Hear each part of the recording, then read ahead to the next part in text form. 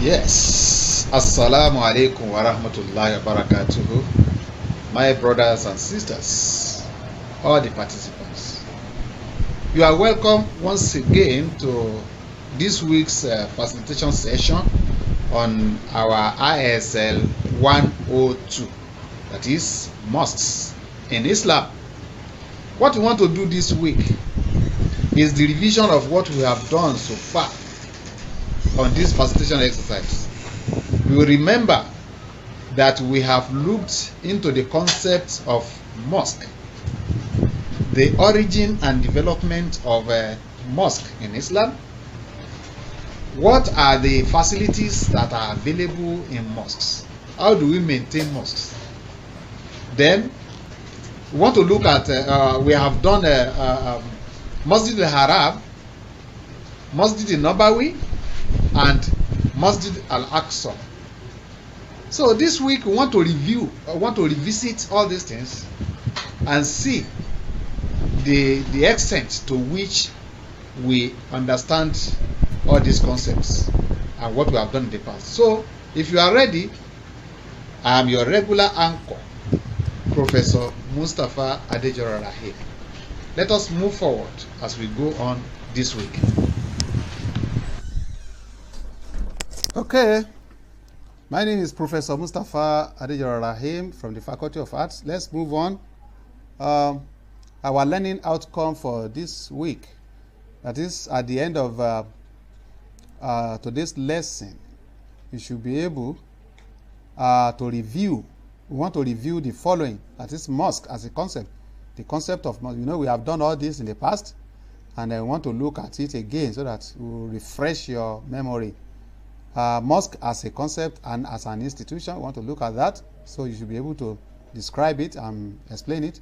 Then origin and development of the mosque, the Masjid al-Haram, Masjid al-Nabawi, Masjid al-Aqsa, so these different internationally recognized mosques. We want to see them again. Then types of mosque in Islam, facilities that are available in the mosque, and how do we maintain our mosques. So mosque as a concept, to refresh your memory, we said mosque is generally known in Arabic as a masjid. The real name for it, the correct name, Arabic name for it is masjid, and the corrupt form of it is mosque. So the English now, they now convert it to mosque. The real pronunciation is masjid. Then masjid therefore is a place which is basically meant for the performance of sajida. We told you sajida means prostration, if you don't forget. So to prostrate, to put your forehead on the floor, so in service of Allah. So that is what is called prostration, and it is carried out in the mosque. Sajida signifies total humility. That is the significance of sajida, that the prostration we talk about, is to show total humility and obedience to Allah, our Creator. So total submission to His will. So these are the concepts. The ones we have mentioned are the concepts, this is the meaning of mosque. Then as an institution now, mosque is a place that is reserved and dedicated for the worship of Allah. We have told you that. It is a place where many things which are most pleasing to Allah are performed. So many things that are most pleasing, that Allah loves to see. So it is in the mosque that they are performed. So other things done in the mosque include: 1, recitation of the glorious Quran. In the mosque we do the tilawatul Quran. Tilawatul Quran, that is recitation of the Quran, is always done in the mosque. Then constant remembrance of Allah, that is dhikri.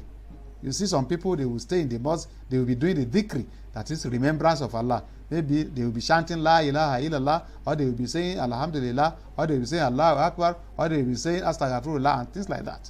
So mosque is also a place where lectures are organized.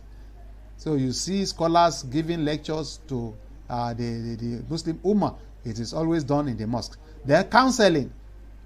Counseling is another thing that is done in the mosque. So you bring together Muslims, male and female, then you counsel them. The most experienced people, or people who are well experienced in life, then they will give counseling to people, and it is organized also in the mosque. And for some people, they take mosque as a place of relaxation. So when they want to relax, instead of going to the beer parlor or to go to games villages or football centers, they will go to the mosque and relax there. So that is another way by which we use mosque. Then all of the above make mosque very important in the life of Muslims. The origin and development of mosque. The first mosque in Islam is Masjid al-Haram. Masjid al-Haram is the holy sanctuary that we have in Mecca. That is where we have the Kaaba in Mecca. So that is the holy mosque and the first mosque in Islam. It is situated in Mecca. Then you can see that one in Quran chapter 3 verse 96. Awwalu bayti wudi'a lin-nas lalladhi bi Bakkata, and so on and so forth. Then this is followed by the Masjid al-Aqsa. That is a mosque in Jerusalem. Masjid al-Aqsa is situated in Jerusalem. It's only sanctuary in Jerusalem. You see it there. We call it Masjid al-Aqsa. And another one is Masjid al-Nabawi. That is the Prophet's mosque, which is situated in Medina. It's situated in Medina, Medina Munawwara. You know, Medina means the town of the Prophet. Medina to Nabawi. That is the town of the Prophet. It was formerly known as Yathrib. The name of that town was Yathrib before. But when the Prophet migrated to that place, it was renamed Medina. And it became Medina to Nabi. They call it the city of the Prophet. So, and it is known as Medina for short. So, development now. The spread of Islam outside the Arabian Peninsula witnessed along with it the construction of many mosques in those lands.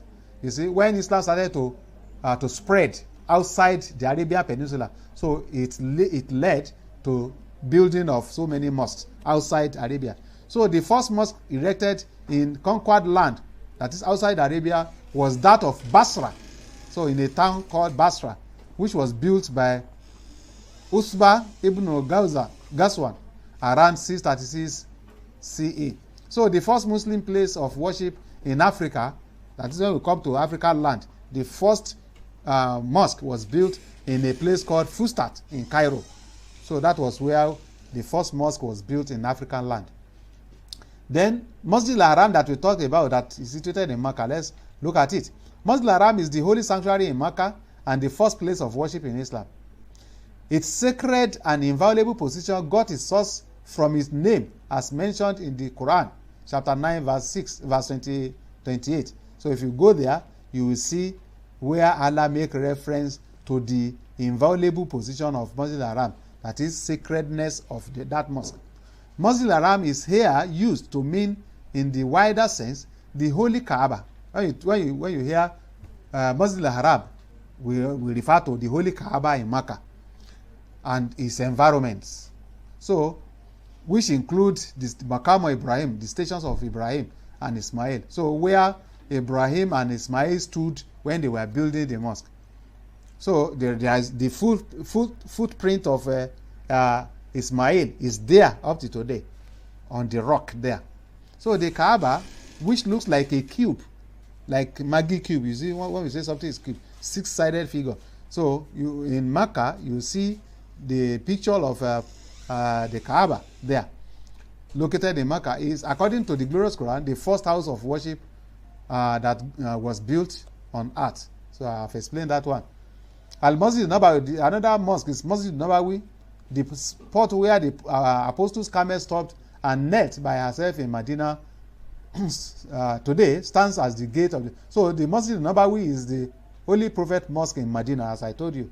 So when he was leaving Mecca for Medina, when he was asked to migrate from Mecca to Medina, he rode on a camel.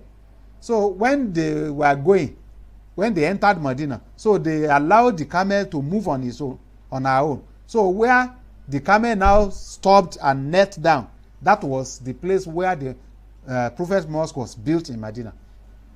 So construction of the mosque started immediately on this land, which was said to have been a gift from their owner, two boys. So an exemplary leader, the Prophet participated in the building of the mosque. He also participated in the building of that mosque by carrying bricks and other things that were used. He himself, he didn't say he was a prophet of God. He participated in the building. So Masjid Nabawi, or the Prophet's Mosque, had undergone several years of expansion. So apart from the initial structure, it has undergone several expansions.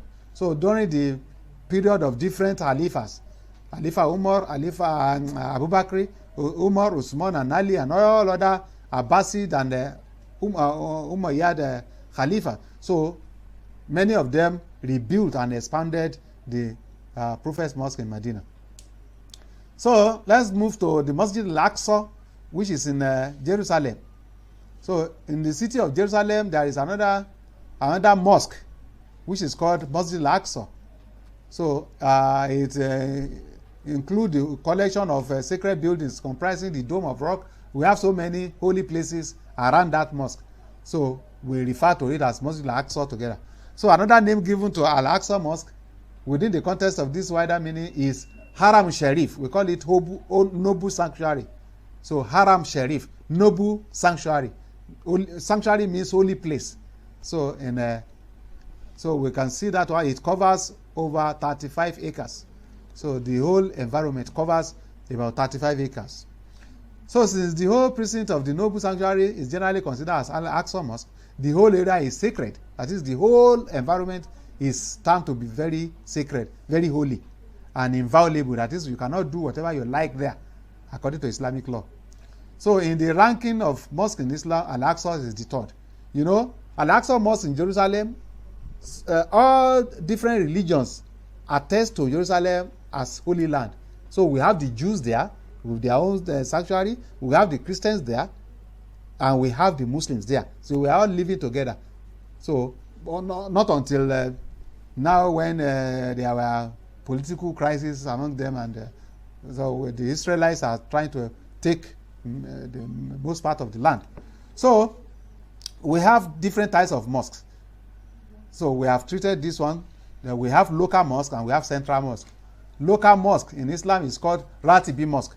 You see, in different areas, different communities, different streets, you have some mosques that are referred to as Ratibi Mosque. So by literal definition, this word means monotonous. That is something that is done, repeating and repeating. So by further definition, Ratibi means certain supererogatory exercise of devotion. So what you do to earn more reward from God. So the plural form of Ratibi is Rawatib. So technically, Ratibi Mosque is for the performance of daily salat. So the 5 congregational prayer that we observe every day, the 5 daily prayers are observed in our Ratibi Mosque in our locality. You see so many mosques in your environment where 5 daily prayers are observed. So it signifies strict adherence to the community. So reference to local mosque is contained in Quran chapter 24 verse 36. If you go there, you will see it. Then let's move to the other type, which is the central mosque. Another house of Allah in Islam is the central mosque, and you see central mosque all around too. The mosque is specifically meant for Friday salat. So it is open for Friday prayer on Friday. So Friday mosque is given some significant names. We call Friday prayers, Friday mosque, that is central mosque. We call it, other names is Masjid al-Adhan, Masjid al-Kabir, Masjid al-Jami, Masjid al-Kutuba, because we have Kutuba there. The Imam presents his Kutuba, that is sermon. Masjid al-Mimbar, the Imam climbs on the Mimbar, the pulpit, to deliver his sermon. So the minaret, we have some facilities that are available in the mosques. So we have the minaret and the mihrab. We have the mimbar where the imam gives his sermon. We have the car, somewhere where the muazzin will just sit as he wants to make the call to prayer. We have the kursi, we have a desk where they put the Quran for anybody who wants to recite the Quran. We have carpets. We have done our mosque with carpet and rugs, and these days we put tiles and other things. So just to make it more beautiful. Then lightning. You see so many lights that are installed in mosque to beautify it. So how to maintain our mosque? In most mosques, the wali, that is the guy that is the person taking care of the mosque, is always okay. Is in most cases the head, the chief who maintains the mosque.